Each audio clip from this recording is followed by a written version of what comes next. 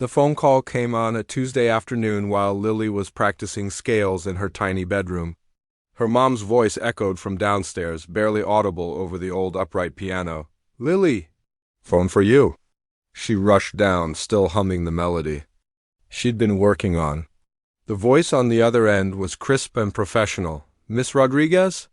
This is Catherine Wells from the Metropolitan Symphony Orchestra. We have some exciting news for you." Lily's heart started racing. She'd auditioned for their youth program months ago, sending in a recording of herself playing Chopin's Ballade. She never expected to hear back from such a prestigious orchestra. "We'd like to invite you to perform as our featured soloist at this year's annual gala," Catherine continued. "You'll be playing Rachmaninoff's Piano Concerto No. 2 with our full orchestra. The performance will be broadcast live on national television." The words hit Lily like a wave. Rachmaninoff's Second Piano Concerto was one of the most challenging pieces in classical music. It was the kind of piece that made or broke professional pianists. And they wanted her, a 17-year-old girl from Queens, to play it on live TV. "Are you sure you have the right person?" Lily stammered, gripping the phone tighter. Catherine laughed warmly. "We're absolutely sure. Your audition recording was extraordinary." The selection committee was unanimous in their decision. After hanging up, Lily stood in her family's small kitchen, staring at the peeling wallpaper and trying to process what had just happened. Her mom, who worked double shifts at the local diner to pay for Lily's piano lessons, looked at her with concern. "What was that about, Mia?" When Lily explained, her mother's eyes filled with tears. They both knew what this meant. This wasn't just a performance. It was a doorway to a completely different life. If Lily could pull this off, scholarships to prestigious music schools would follow, recording contracts. A real career in music instead of just dreams, but first, she had to master one of the most difficult piano concertos ever written. The next morning, Lily sat at her piano bench before dawn, the score spread out in front of her. Rachmaninoff's music demanded everything from a pianist: technical precision, emotional depth, and stamina that could carry through 35 minutes of intense playing. The composer himself had enormous hands that could stretch further than most pianists could manage. Her piano teacher, Mrs. Chun, had been working with Lily since she was 8 years old. When Lily told her about the opportunity, Mrs. Chun's usually calm demeanor cracked into pure excitement. "This is it, Lily," she said, adjusting her glasses as she studied the score. "This is your moment. But you need to understand what you're taking on. This concerto has humbled pianists with decades more experience than you." They mapped out a practice schedule that would push Lily to her limits. 8 hours a day, broken into focused sessions targeting different aspects of the piece. Technical exercises in the morning when her hands were fresh. Slow practice in the afternoon to build muscle memory. Evening sessions focused on musical interpretation and expression. Lily's social life disappeared completely. While her classmates hung out at the mall or went to movies, she lived at the piano. Her fingertips developed calluses from the constant practice. Her back ached from hours of sitting at the bench. But slowly, gradually, the impossible began to feel possible. The first movement started to flow under her fingers. The famous opening, with its dramatic piano solo that sets the entire tone of the piece, began to sing. The rapid passages that had seemed like insurmountable walls of notes started to make musical sense. 3 weeks into her preparation, Lily received another call from the Metropolitan Symphony. This time, it was about the conductor who would be leading the orchestra for her performance. "You'll be working with Maestro Victor Petrov," Catherine explained. "He's one of the most respected conductors in the world. It's quite an honor." Lily had heard of Petrov, of course. Anyone serious about classical music knew his name. He'd led the Vienna Philharmonic, the London Symphony, and countless other prestigious orchestras. His recordings were legendary. But she'd also heard whispers about his perfectionism, his demanding nature, and his lack of patience for anything less than absolute excellence. As she hung up the phone, a new kind of nervousness crept in. It was one thing to master the music. It was another thing entirely to perform it under the scrutiny of one of the world's most exacting conductors, in front of an audience of millions. but Lily pushed those thoughts aside and returned to the piano. She had work to do. The notes weren't going to learn themselves, and she was determined to prove that she belonged on that stage. Regardless of her age or background, her family rallied around her preparation. Her younger brother learned to walk quietly past her practice room. Her father, who worked construction, started wearing headphones in the evenings so she could practice without interruption. Her mother began packing extra lunches.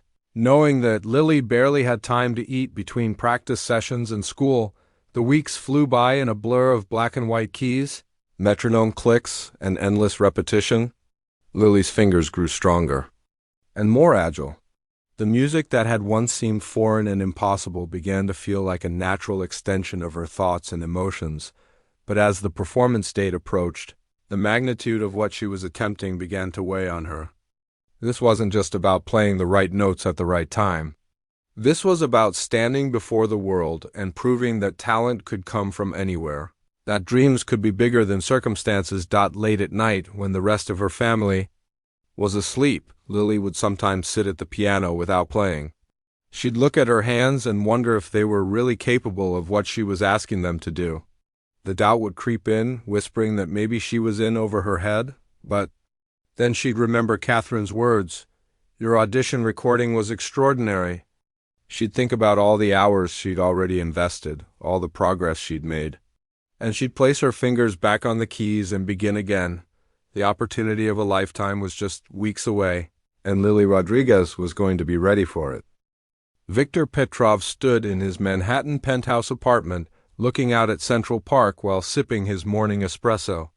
At 58, he had reached the pinnacle of the classical music world through sheer determination and an unwavering commitment to perfection.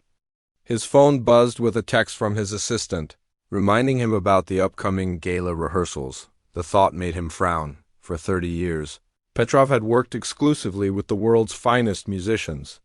When he raised his baton, he expected immediate, flawless response. His musicians knew that a single glance from him could convey more than most conductors could express in an entire rehearsal. This reputation hadn't been built overnight. It had been earned through countless performances where his exacting standards had elevated good orchestras to greatness. Petrov had started his career as a young musician in Eastern Europe, where discipline and precision were valued above all else. His own teachers had been demanding, sometimes harsh, but they had shaped him into the artist he became. He believed deeply that excellence required sacrifice. That true artistry emerged only under pressure. When Catherine Wells had called him about the gala performance, he'd been excited about conducting Rachmaninoff's Second Piano Concerto. It was one of his favorite pieces, a work that demanded both technical mastery and deep emotional understanding. He'd conducted it with some of the world's greatest pianists, artists, who had spent decades perfecting their craft. Then she mentioned, "The soloist, a 17-year-old? Petrov had asked, his voice sharp with disbelief. "Catherine, this is a nationally televised performance. We're talking about one of the most challenging concertos in the repertoire." Her audition was remarkable, Victor. The committee was unanimous. This young woman has genuine talent. Petrov had ended the call feeling frustrated. In his experience, talent without years of professional seasoning was like a sports car without an experienced driver, dangerous and unpredictable. He'd seen too many promising young musicians crumble under pressure, taking entire performances down with them the next day. He called his old friend Roberto Martinez, the orchestra's concertmaster, to discuss his concerns. "Roberto, have you heard this recording? This girl they want me to work with?" Roberto had listened to Lily's audition tape and was surprisingly positive. "Victor, I think you might be worried about nothing. Yes, she's young, but there's something special in her playing. She has natural musicality that can't be taught." But Petrov wasn't convinced. He'd built his reputation on reliability, on performances that were technically flawless and emotionally powerful. The idea of gambling that reputation on a teenager felt reckless. That evening, Petrov sat in his study, surrounded by awards and photographs from his illustrious career. Pictures of him conducting at Carnegie Hall, at the Sydney Opera House, at venues where only the most accomplished artists were invited to perform. Each image represented years of preparation, practice, and proven excellence. He pulled out his own score of the Rachmaninoff concerto, one he'd marked and studied for decades. The piece was a marathon, requiring the soloist to maintain both technical precision and emotional intensity for 35 minutes.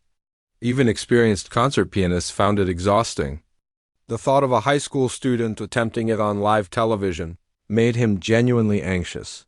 Petrov had witnessed career-ending disasters before.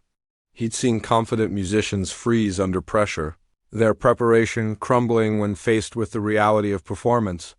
He'd watched as technical mistakes cascaded into complete breakdowns, leaving audiences uncomfortable and musicians devastated. His concern wasn't just about the performance itself, it was about what failure could do to a young person. Petrov had seen promising careers ended by premature exposure to high-pressure situations. The classical music world could be unforgiving, and social media had made public failures even more brutal and long-lasting.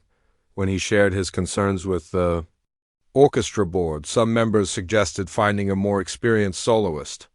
But others argued that the gala was specifically designed to showcase emerging talent, and that backing down now would send the wrong message about their commitment to young artists. "Victor," said board chairwoman Dr. Patricia Holmes during a tense meeting, "we understand your concerns, but this decision has been made. Your job is to conduct and to help this young woman give the best performance possible." Petrov left that meeting feeling even more frustrated. In his mind, he was being asked to compromise his standards for the sake of publicity. The gala was supposed to celebrate classical music, not turn it into a spectacle over the following weeks. As rehearsal dates approached, Petrov found himself researching Lily's background. He learned about her family's financial struggles, her dedication to practice, and her teacher's reputation. Mrs. Chun was known for producing technically solid students, which provided some reassurance, but what troubled Petrov most was the pressure this young woman was facing. The media had already begun covering the story, describing it as a Cinderella moment and building expectations that seemed unfair to place on anyone, let alone a teenager. His assistant had compiled a folder of early press coverage. Headlines like "Teen Pianist to take on classical giant" and "Unknown student gets shot at stardom" made Petrov wince. This wasn't how serious music should be presented. It felt more like entertainment than art. The night before the first rehearsal, Petrov lay awake thinking about the upcoming weeks. He decided to approach the situation with his usual professionalism, but he was determined to be realistic about what could be achieved. If this young woman wasn't prepared for the demands of the piece, it was better to discover that in rehearsal than during the live broadcast. He thought about his own teenage years, studying music in Prague under teachers who demanded perfection. They had been tough, sometimes seemingly cruel, but they had prepared him for the realities of professional music making. Perhaps what this student needed was a dose of that same reality. Petrov rose early and spent an hour reviewing the score, marking sections that typically challenged even experienced soloists. He would test this young woman thoroughly, not out of malice, but out of responsibility. If she was truly ready for this opportunity, she would rise to meet his standards. If not, it was better for everyone to know that now. As he prepared for the first rehearsal, Petrov reminded himself that his reputation had been built on maintaining excellence, not on making exceptions. The Metropolitan Symphony Orchestra was one of the world's great ensembles because they never compromised their standards. Whether this teenager was ready or not, they were about to find out. The rehearsal hall of the Metropolitan Symphony felt enormous when Lily walked in that first morning. High ceilings, perfect acoustics, and nearly 100 professional musicians tuning their instruments created an atmosphere that was both thrilling and intimidating. She'd arrived early, hoping to familiarize herself with the space and calm her nerves. Her hands felt cold despite the warm October day. She'd practiced for months, but there was something different about approaching the piece, with a full orchestra waiting behind her. The piano, a magnificent Steinway concert grand, seemed both welcoming and challenging as she sat down to warm up. As orchestra members filed in, Lily noticed how they carried themselves with casual confidence. These were musicians who had performed at Lincoln Center, Carnegie Hall, and venues around the world. They chatted easily with each other, discussing weekend plans and upcoming concerts with the relaxed manner of people who belonged in this space. Lily tried to project the same confidence as she ran through scales and technical exercises. Her fingers felt responsive and the piano's touch was perfect.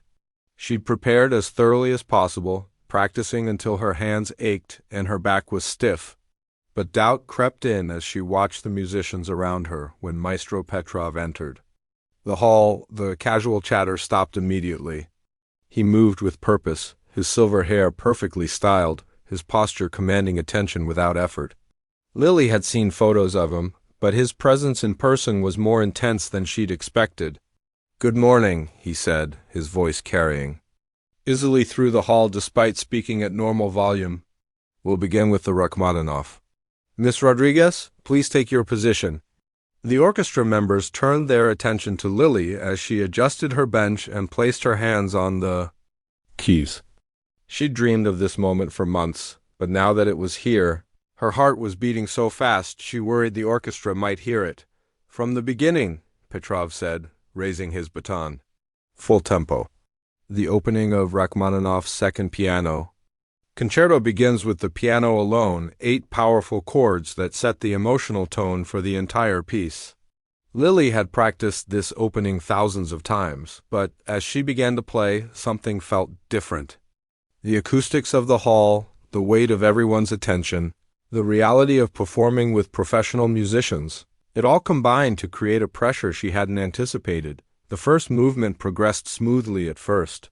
The orchestra's entrance was perfectly timed, and Lily felt the thrill of hearing her months of solo practice suddenly supported by strings, winds, and brass.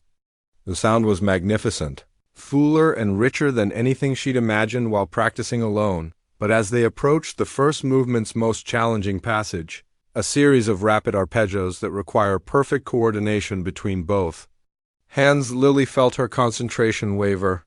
She was thinking about the notes instead of simply playing them, and her fingers began to feel less certain. The passage demanded absolute precision. Each note had to be crystal clear, each rhythm perfectly placed. Lily had mastered it in her practice room, but under pressure, with 90 musicians listening, her muscle memory faltered. Her right hand stumbled slightly, hitting a wrong note in the middle of a rapid run. She recovered quickly, but the mistake was audible to everyone in the hall. What made it worse was that she could feel herself tensing up, which made the rest of the passage even more difficult. The sound of Petrov's baton hitting his music stand cut through the air like a knife. "Stop!" The orchestra fell silent immediately. Lily's hands froze above the keys, her face flushing with embarrassment. She'd made mistakes before in practice, but never in front of so many professional musicians. Petrov lowered his baton and turned to face her directly. His expression was not angry, but it was serious and unforgiving. "Miss Rodriguez, that passage requires absolute precision. In performance, there is no room for hesitation or uncertainty. Either you know the notes or you don't." The words hit Lily like a physical blow. She'd worked so hard, practiced so many hours, sacrificed so much to prepare for this moment. To have it reduced to "either you know the notes or you don't" felt crushing. "I do know them, Maestro," she said, her voice smaller than she intended. The acoustics are different here, and with the orchestra. The acoustics and the orchestra are not going to change for the performance," Petrov interrupted. "If you cannot handle these conditions in rehearsal, how do you expect to handle them in front of a live television audience?" Several orchestra members shifted uncomfortably in their seats. Roberto Martinez, the concertmaster, gave Lily an encouraging look, but he couldn't intervene in the conductor's assessment. "Perhaps," Petrov continued, his voice carrying to every corner of the hall, "we should consider whether this piece is appropriate for someone at your level of experience. This is not a student recital. This is a professional performance with one of the world's great orchestras." The words hung in the air like a challenge. Lily felt every eye in the room on her, waiting to see how she would respond. Part of her wanted to apologize, to agree that maybe she wasn't ready, to retreat to the safety of her practice room, but another part of her, the part that had driven her to practice 8 hours a day, that had dreamed of this moment since. She was a child, refused to give up. "May I try it again, please?" she asked, sitting up straighter at the piano bench. Petrov studied her for a moment, perhaps surprised by her request. He could have easily moved on to another section or ended the rehearsal early. Instead, he nodded once. From measure 185, orchestra. "Be ready." Lily took a deep breath and placed her hands back on the keys. This time, she tried to ignore the pressure, to forget about the watching musicians and focus only on the music. She began the challenging passage again, more slowly than the marked tempo, but with greater control. The notes came out cleaner this time, though still not with the confidence and brilliance the piece demanded. When she finished the section, there was no applause, just the neutral silence of professionals evaluating her work. "Better," Petrov said simply. "But better is not enough for performance. We'll continue with the second movement." The rest of the rehearsal proceeded without major incidents, but the atmosphere had changed. Lily could feel the orchestra members' uncertainty about her abilities. Some seemed sympathetic, others merely professional in their attention. The initial excitement of making music with a world-class orchestra had been replaced by the harsh reality of performing under scrutiny. When the rehearsal ended, Lily gathered her music with shaking hands. She'd survived her first encounter with Maestro Petrov, but barely. The mistake in the first movement felt like a warning, a sign that her preparation might not be enough for the pressures of professional performance. As she packed her bag, Roberto Martinez approached quietly. "Don't let him get in your head," he said softly. "Petrov is tough on everyone, but he's never worked with someone your age before. He doesn't know how to adjust his approach." Lily nodded, grateful for the kindness, but the damage was done. As she left the rehearsal hall, she couldn't shake the feeling that she'd just given Maestro Petrov all the evidence he needed to prove his point about inexperienced soloists. The question now was whether she could prove him wrong before it was too late. Word spread fast in the classical music world. By the next morning, whispers about the rehearsal had reached music blogs, social media, and conversation circles throughout the industry. Lily discovered this the hard way when her phone started buzzing with notifications while she was eating breakfast. "Teen soloist struggles in first rehearsal with world-renowned conductor," read one headline. Another blog post was titled, "Is the Metropolitan Symphony taking too big a risk?" The comment sections were brutal, filled with people who had never heard her play but were ready to judge based on secondhand gossip. Lily's mom found her sitting at the kitchen table, staring at her phone with tears in her eyes. "What's wrong?" "Mia? They're all talking about yesterday," Lily said, showing her mother the articles. "Someone from the orchestra must have said something to a reporter? Now everyone thinks I'm not good enough." Her mother sat down beside her, gently taking the phone away. "Listen to me. These people writing these things, do they know how hard you've worked? Do they know how much music means to you?" But the damage felt real and immediate. Lily's confidence, already shaken by Petrov's criticism, began to crumble further. Every practice session became a battle against doubt. Notes that had felt secure for weeks suddenly seemed uncertain again. Mrs. Chen noticed the change immediately when Lily arrived for her lesson that afternoon.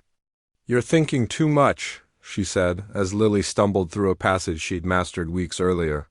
"Your hands know this music, your mind is getting in the way." "But what if Maestro Petrov is right? What if I'm not ready for this?" Mrs. Chen stopped the lesson and sat down next to the piano bench. In all the years she'd taught Lily, she'd never seen her students so defeated. "Let me tell you something about Viktor Petrov," she said. "I knew him when he was just starting his career. He was brilliant, yes, but he was also terrified of failure. That fear drove him to perfection, but it also made him afraid to take risks." She paused, choosing her words carefully. "Sometimes the greatest musicians are not the ones who never make mistakes. They're the ones who can turn their mistakes into something beautiful." But even Mrs. Chen's wisdom couldn't completely silence The growing chorus of doubt. That evening, a prominent classical music critic published an opinion piece questioning whether the Metropolitan Symphony was using Lily as a publicity stunt rather than focusing on artistic excellence. While we applaud efforts to nurture young talent, the critic wrote, there is a difference between educational opportunity and professional performance. Rachmaninoff's Second Piano Concerto is not a teaching tool. It is one of the most demanding works in the repertoire, requiring not just technical skill but the emotional maturity that comes only with experience. The article went viral in classical music circles. Lily's phone rang constantly with requests for interviews, comments, and responses to the criticism. Her family finally had to unplug their landline to get some peace. Meanwhile, behind the scenes at the Metropolitan Symphony, pressure was building in a different way. Board members who had initially supported the decision to feature Lily were beginning to express concerns. The gala was their biggest fundraising event of the year, and negative publicity could affect both ticket sales and donor contributions. Dr. Patricia Holmes called an emergency meeting with Petrov and Catherine Wells to discuss their options. Victor, I need you to be completely honest with me, she said. Based on what you've seen in rehearsal, can this young woman deliver a performance worthy of our standards? Petrov was quiet for a long moment. His initial skepticism had been confirmed by the rehearsal, but he was also aware that his reputation was now tied to Lily's success or failure. She has talent, he said finally. But talent and readiness are not the same thing. The pressure of live television, the technical demands of the piece, the expectations of the audience, these are considerable challenges even for experienced professionals. Are you recommending we replace her? I'm recommending we be realistic about what we're asking her to do. But replacing Lily at this point would create its own problems. The story had generated significant media attention, and backing down now would be seen as admitting failure. It might also devastate a young musician's confidence permanently. Catherine Wells, who had originally championed Lily's selection, felt caught between competing pressures. She believed in Lily's abilities, but she also understood the concerns being raised. What if we modified the program, she suggested. Perhaps choose a different concerto, something less technically demanding? Petrov shook his head. That would be even worse publicity. It would confirm every criticism that's been made about her readiness. As the debate continued among the adults making decisions about her future, Lily was alone in her room, trying to practice while wrestling with her own fears. The music that had once brought her joy now felt like an insurmountable mountain of notes and expectations. Her younger brother knocked on her door around 9 o'clock. Lily, Mom says dinner's ready. I'm not hungry. You didn't eat lunch either. Lily looked up from the piano, realizing that her family was suffering along with her. The stress of the situation was affecting everyone in the household. That night, she made a decision that surprised even herself. Instead of continuing to practice the Rachmaninoff, she pulled out the first piece she'd ever learned to love, a simple batch invention that Mrs. Chen had taught her when she was 9 years old. As her fingers moved through the familiar patterns, something shifted inside her. The music was simple, but it was pure. It reminded her why she had fallen in love with the piano in the first place. Before competitions and pressure and critics had complicated everything. She thought about all the hours she'd spent at this piano, all the dreams she'd built around music, all the joy it had brought her family when she played for them in the evenings. None of that had changed because of one difficult rehearsal or a handful of negative articles. The next morning, Lily woke up with a new sense of determination. She called Mrs. Chen and asked for an emergency lesson, not to work on technique or interpretation, but to rediscover her confidence. I want to remember why I love this piece, she said. Not why I'm supposed to be afraid of it. Mrs. Chen smiled for the first time in days. Now you're thinking like a real musician. As they worked together that afternoon, focusing on the beauty and emotion of Rachmaninoff's music rather than its technical challenges, Lily began to feel like herself again. The notes started to flow naturally. Without force or fear, she still had 2 weeks until the performance. and she was determined to use every minute to prove that talent and dedication could overcome doubt and criticism. The storm of negativity would continue to swirl around her, but she was learning to find calm in the center of it. The question was whether that calm would hold when she faced Maestro Petrov again. The day of the gala arrived with unusual warmth for late October in New York. Lily woke before her alarm, her stomach already churning with nervous energy. Today was the day she'd been preparing for since that phone call months ago, the day that would either launch her career or end her dreams on national television. The venue was Lincoln Center's David Geffen Hall, where the Metropolitan Symphony performed their most important concerts. As Lily arrived for the afternoon sound check, she saw news vans parked outside and reporters setting up for live broadcasts. The classical music community wasn't usually this visible to mainstream media, but her story had captured public attention. In unexpected ways, inside the hall, technical crews were making final adjustments to cameras and lighting. The performance would be broadcast live to millions of viewers across the country, with additional streaming coverage reaching international audiences. The pressure was unlike anything Lily had ever experienced. Her family had arrived early and were seated in the front section, dressed in their finest clothes. Her mother wore the same dress she'd worn to Lily's high school graduation, and her father had borrowed a suit from his brother. Seeing them there, proud and nervous, reminded Lily that she wasn't just performing for herself. She was representing everyone who had believed in her dream. The afternoon rehearsal went better than expected. Lily's renewed confidence from her work with Mrs. Chun had carried over, and she played through the concerto with more assurance than she'd shown in previous rehearsals. Petrov said little, but he didn't stop for corrections as frequently as before. "Remember," Mrs. Chun whispered to her during a break, "you belong here. You earned this opportunity through your talent and hard work. Trust yourself." As evening approached, the hall began filling with formally dressed audience members. The annual gala drew New York's cultural elite, donors, music lovers, and prominent figures from the arts community. Many of them had read about the controversy surrounding Lily's selection, and opinions were divided about what they expected to hear. In her dressing room, Lily put on the elegant black gown her family had saved for months to buy. It was simple, but beautiful, making her feel both grown-up and authentic to herself. Her mother helped with her hair, braiding it into an elegant updo that would stay neat throughout the performance. "You look like a real concert pianist," her younger brother said when he saw her, his eyes wide with admiration. At 7:30 p.m., the live broadcast began. Television viewers were treated to an introduction about the Metropolitan Symphony's commitment to nurturing young talent, followed by brief interviews with board members and Petrov himself. The conductor was diplomatic in his comments, focusing on the importance of the evening's music rather than addressing the controversies directly. Lily watched the opening segment from her dressing room, trying to stay calm as she heard her name mentioned repeatedly. The commentators discussed her background, her preparation, and the significance of the opportunity she'd been given. Some were supportive. Others remained skeptical about whether such a young performer could handle the evening's demands. Finally, it was time. As Lily walked from her dressing room toward the stage, her heart pounded so loudly she wondered if the microphones might pick it up.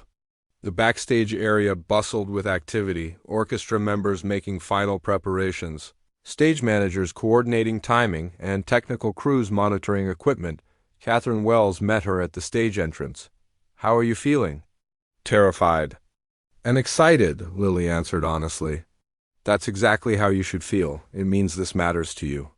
The first half of the concert featured 2 shorter orchestral pieces. Giving Lily time to settle into the performance atmosphere, she stood in the wings, listening to the orchestra and feeling the energy of the live audience. The sound was magnificent, rich, powerful, and precise under Petrov's direction. During intermission, social media was already buzzing with anticipation. #YoungPianist and #Rachmaninoff Gala were trending, with viewers sharing their predictions and hopes for the second half performance. When intermission ended, Lily made her way to the stage entrance one final time. The stage manager gave her the signal, and she walked out into the bright lights to thunderous applause. the Steinway concert. Grand sat center stage, positioned perfectly for both the live audience and television cameras. As Lily approached the piano, she caught sight of her family in the front section. Her mother was crying happy tears, and her father was applauding so enthusiastically that people around him were smiling. She sat down at the bench, adjusted her position, and placed her hands on the keys. The hall fell silent except for the soft sounds of the orchestra preparing. Petrov walked to the podium, raised his baton, and gave her a small nod. This was it. Months of preparation, weeks of pressure, and years of dreams all came down to the next 35 minutes. The opening 8 chords of Rachmaninoff's Second Piano Concerto rang out clearly and powerfully. Lily's hands felt strong and sure, and the piano responded beautifully to her touch. The sound filled the hall with dramatic intensity, setting the emotional tone for everything that would follow.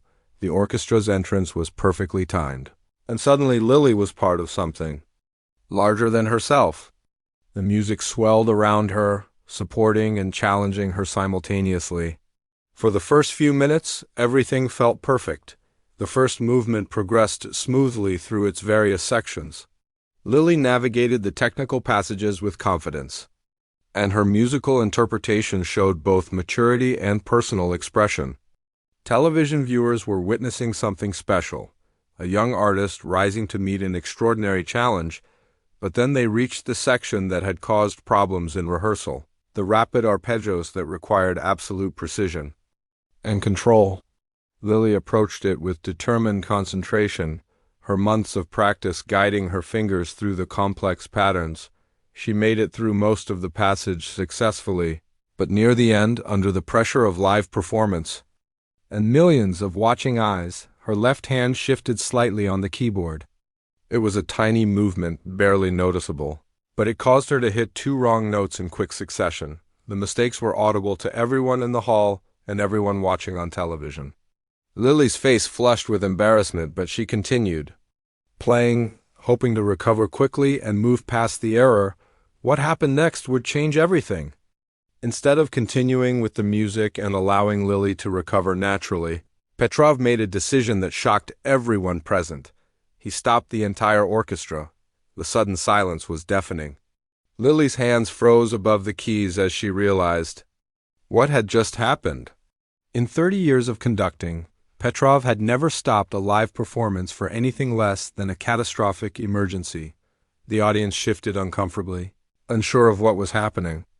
Television viewers around the country sat forward in their chairs. Sensing that something unprecedented was unfolding, Petrov turned to face Lily, and his next words would be broadcast live to millions of people, creating a moment that would define both of their careers in ways neither of them could imagine. The silence stretched for what felt like hours but was actually only seconds. Lily sat frozen at the piano, her hands still positioned above the keys where they'd stopped mid-phrase. The orchestra members looked confused and concerned, their instruments lowered as they waited for direction from their conductor. Petrov stood at the podium, his baton still raised, looking directly at Lily with an expression that mixed disappointment with something that might have been pity. The television cameras captured every detail of the moment, his furrowed brow, her flushed cheeks, the uncomfortable shifting of orchestra members dot in living rooms across America. Millions of viewers held their breath. This wasn't supposed to happen during a live classical music performance. Professional concerts simply didn't stop unless someone was having a medical emergency or equipment was failing catastrophically. Then Petrov spoke, and his words carried clearly through his wireless microphone to every corner of the hall and into homes across the nation. "Miss Rodriguez," he said, his voice carrying the authority of 3 decades in the world's greatest concert halls, "perhaps we should consider something more manageable for someone at your level." The words hit like a physical blow, not just to Lily, but to everyone watching. The condescension in his tone was unmistakable. Broadcast lived to an audience that included her family, her friends, her teachers, and millions of strangers who had been rooting for her success. Gasps echoed through the concert hall. In the front section, Lily's mother gripped her father's hand so tightly her knuckles went white. Mrs. Chun, seated nearby, looked as if she'd been slapped on social media. Reaction was immediate and explosive. Within seconds, clips of Petrov's comment were being shared across Twitter, Facebook, and Instagram. Hashtag Petrovgate began trending almost immediately as viewers expressed their shock and outrage at what they'd just witnessed. "Did he really just humiliate a teenager on live TV?" wrote one user. "This is disgusting. She made 2 wrong notes and he's treating her like she doesn't belong there," posted another, but not everyone was sympathetic to Lily. Some classical music purists defended Petrov's decision, arguing that professional standards shouldn't be lowered for emotional reasons. "If she can't handle the pressure, she shouldn't be on that stage," one commenter wrote. This is exactly what critics predicted would happen. In the concert hall, the tension was suffocating. Lily sat motionless for several more seconds, feeling the weight of thousands of eyes on her. Her first instinct was to apologize, to agree that maybe she wasn't ready, to retreat gracefully and save whatever dignity she could. The logical response would have been to accept Petrov's suggestion, perhaps. Play something simpler and end the evening without further embarrassment. Most people in her position would have done exactly that, but as Lily sat there, something unexpected happened. Instead of feeling smaller under Petrov's gaze, she began to feel angry. Not just embarrassed or disappointed, but genuinely angry. At the unfairness of what had just occurred, she thought about the 8 hours a day she'd practiced for months. She remembered her family's sacrifices to pay for lessons and piano maintenance. She thought about Mrs. Chen's patient guidance and all the people who had believed in her potential. Most importantly, she thought about the music itself, Rachmaninoff's beautiful, challenging, emotional masterpiece that she genuinely loved and had worked so hard to understand. Slowly, Lily lifted her head and looked directly at Petrov. When she spoke, her voice was quieter than his had been, but it carried clearly through the hall's perfect acoustics. "Maestro, with all due respect, I'd like to show you what I'm truly capable of." The audience stirred with surprise. This wasn't the response anyone had expected. Petrov's eyebrows raised slightly, and several orchestra members leaned forward in their chairs. "Miss Rodriguez, I think it would be best if we—" "Please," Lily interrupted, her voice growing stronger. "Give me one more chance. Not with something easier, but with something that will really show what I can do." She turned away from Petrov and faced the audience directly. The television camera zoomed in on her face, capturing a determination. That hadn't been there moments before. "I'd like to play Liszt's La Campanella for you," a murmur went through the hall. La Campanella was notorious among pianists as one of the most technically demanding pieces ever written. Franz Liszt had composed it to showcase his own extraordinary abilities, and even today, only the most skilled pianists attempted it in concert. It was also a piece that required no orchestra, just a solo piano and a performer brave enough to attempt its lightning-fast passages, enormous leaps, and punishing technical requirements. Petrov looked genuinely shocked. "Miss Rodriguez, that piece is ... difficult? Yes, it is. But it's also beautiful, and I know it by heart." Without waiting for permission, Lily adjusted her position at the piano bench and placed her hands on the keys. She paused for just a moment, gathering her concentration, and then began to play. The opening notes of La Campanella rang out with crystal clarity. This wasn't the Rachmaninoff concerto with its lush orchestral support. This was Lily alone at the piano, with nowhere to hide and no one to blame if anything went wrong. But something magical happened as she played. All the nervousness, all the pressure, all the embarrassment of the previous minutes seemed to disappear. Her hands moved across the keyboard with incredible speed and precision, executing passages that would challenge pianists twice her age. The piece lived up to its nickname, the Little Bell, with delicate, bell-like tones dancing above. Thunderous bass notes. Lily's interpretation was not just technically perfect. It was musical, expressive, and deeply personal. The audience sat transfixed. This was piano playing of the highest caliber, delivered by someone who just minutes before had been publicly doubted and humiliated. Even the orchestra members, who had seen countless soloists over their careers, watched with growing amazement. On television, Commentators struggled to find words for what they were witnessing. Social media exploded with real-time reactions as viewers shared their astonishment at the turnaround they were seeing. Is this really the same girl who just made those mistakes? One viewer posted, "She's absolutely incredible. This is one of the most difficult piano pieces ever written, and she's playing it perfectly," wrote another. As Lily approached the piece's climactic final section, a passage that required her hands to leap across the entire keyboard while maintaining perfect timing and control, the hall fell completely silent except for the music. She executed every note flawlessly. The final cascade of notes descended like actual bells ringing, and when she played the last chord, the hall erupted in an ovation unlike anything anyone present had ever experienced.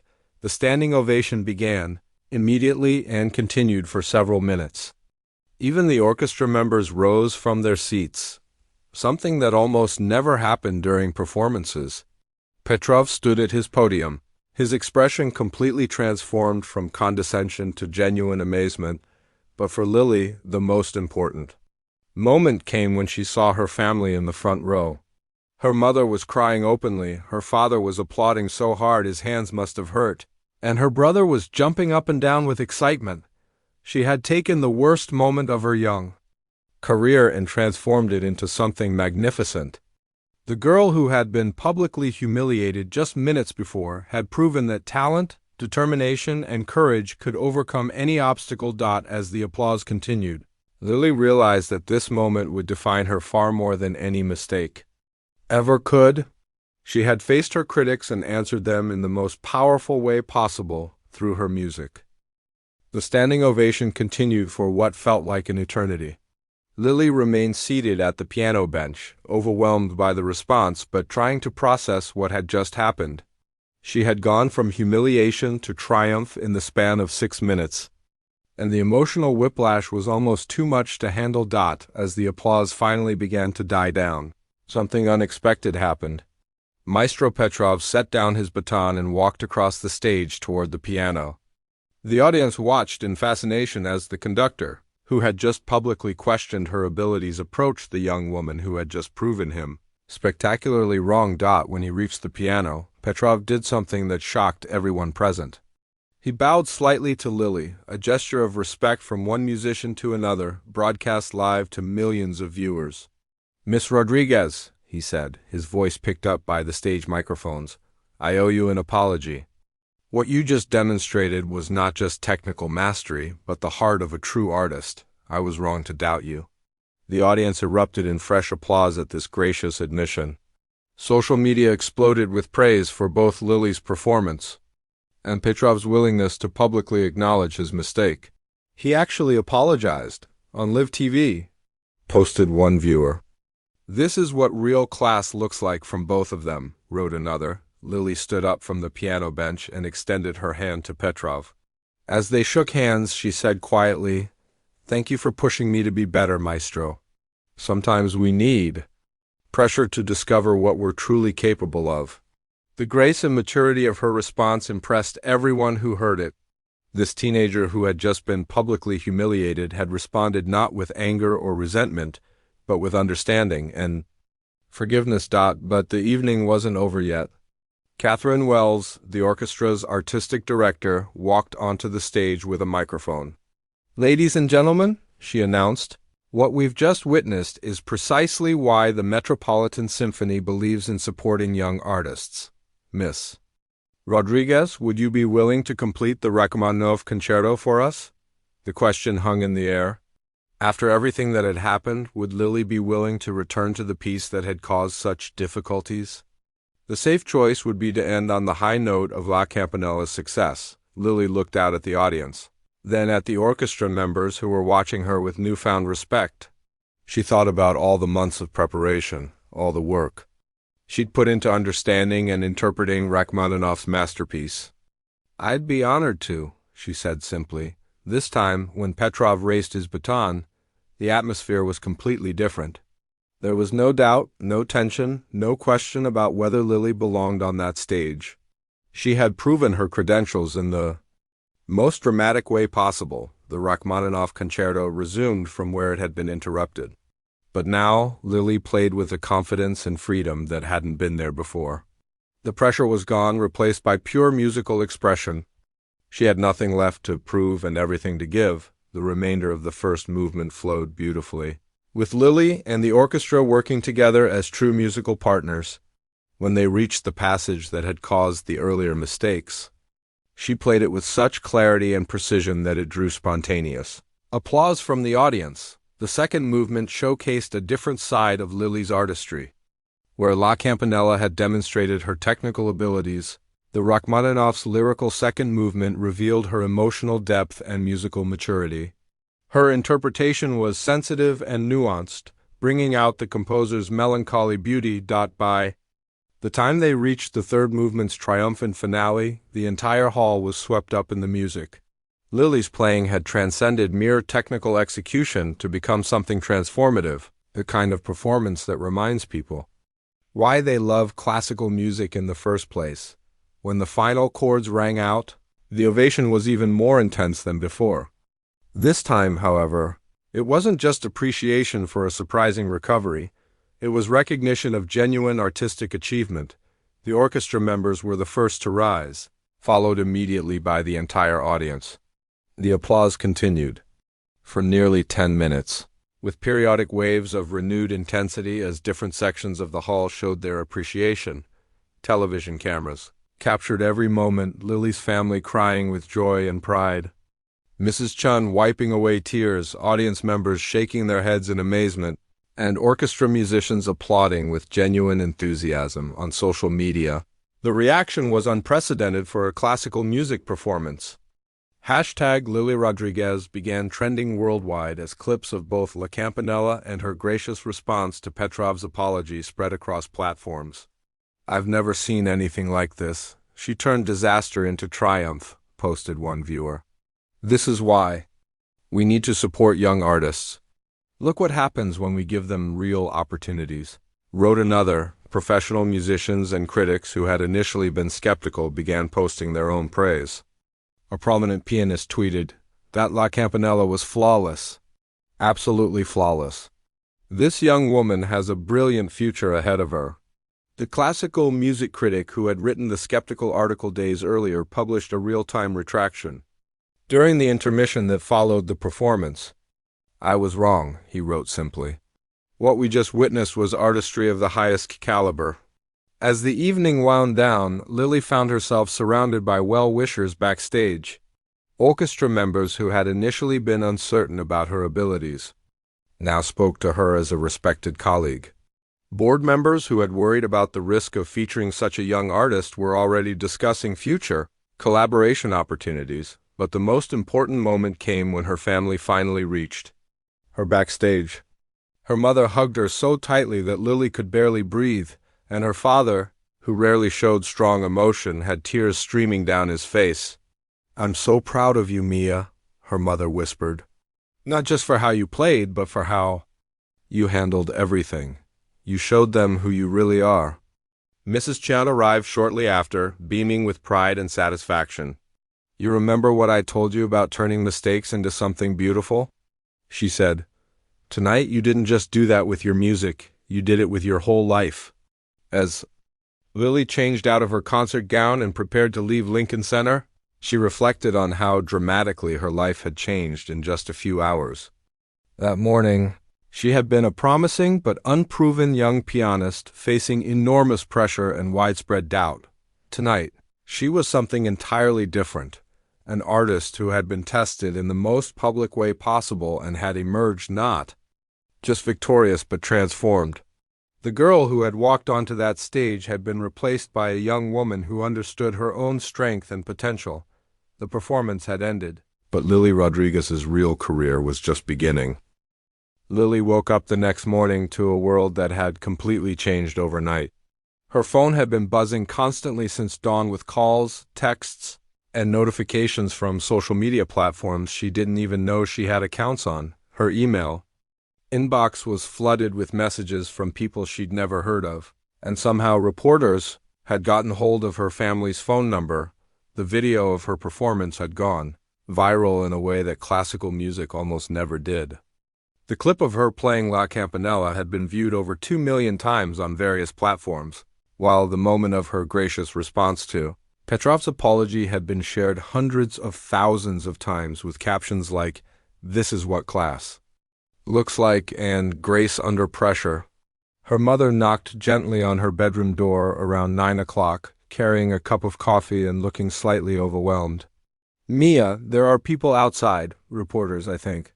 And the phone hasn't stopped ringing since 6 this morning." Lily peeked through her bedroom curtains and saw several news vans parked on their quiet Queen Street. Neighbors were standing on their porches, trying to figure out what was happening. The sight was surreal. Their ordinary neighborhood had become the center of national attention overnight. The first official call came from Catherine Wells at the Metropolitan Symphony. Her voice was excited but professional as she explained what had been happening since the performance ended. "Lily, I've never seen anything like the response we're getting.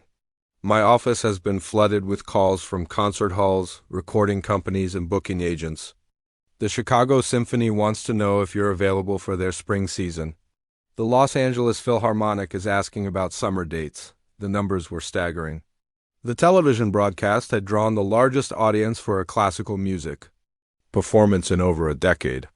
Social media engagement was breaking records for the genre.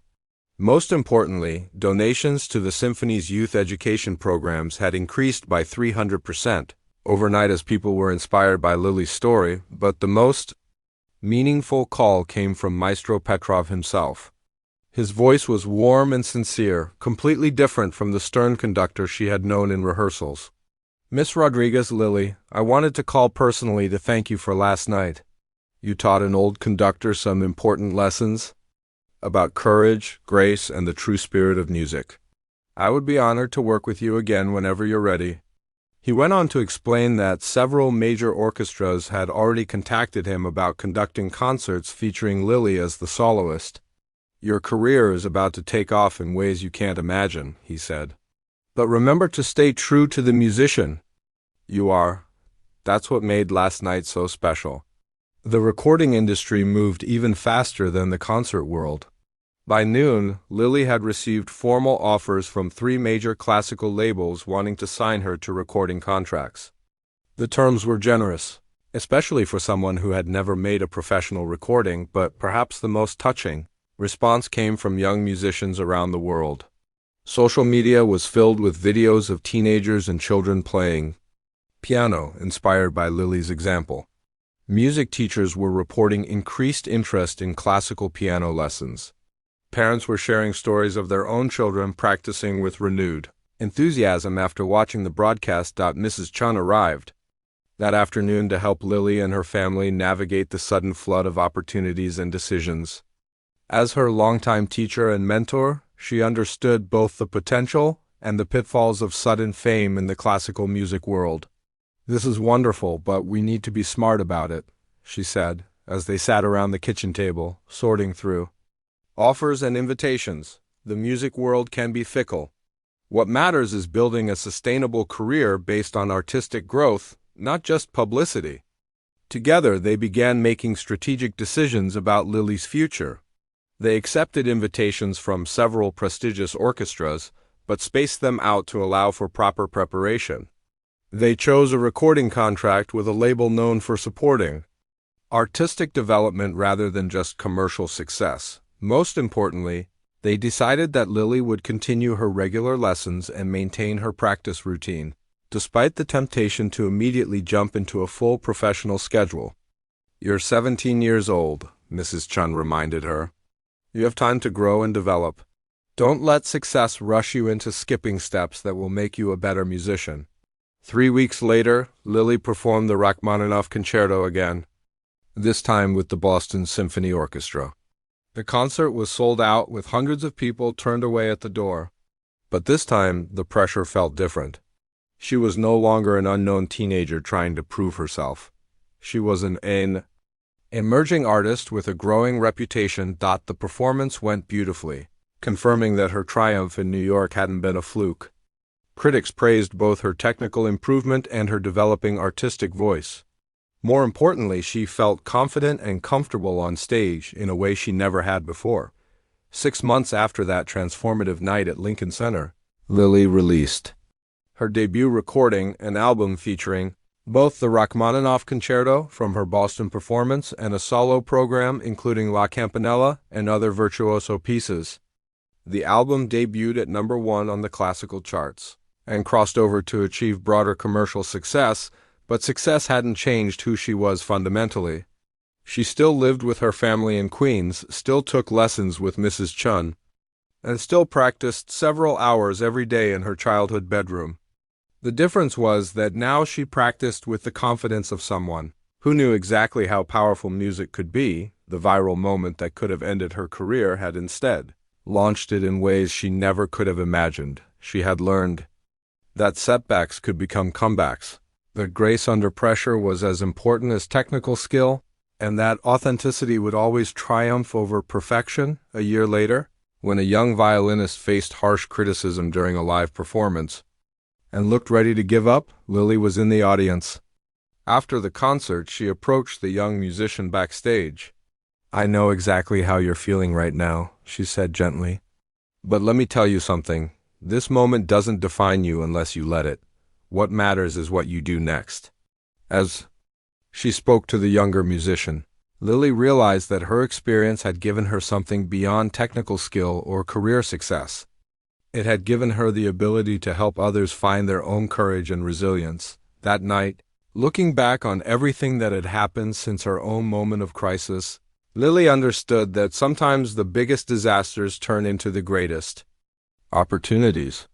The girl who had been publicly humiliated on live television had become a young woman who could inspire others to overcome their own challenges. Her career was flourishing. But more importantly, she had discovered that true artistry came not from never making mistakes, but from having the courage to transform those mistakes into something beautiful. And music would always be the most important thing. But the person she had become through the struggle was what would sustain her. For the rest of her life, the teenager who had once worried about being good enough had learned that she was more than good enough. She was exactly who she was meant to be.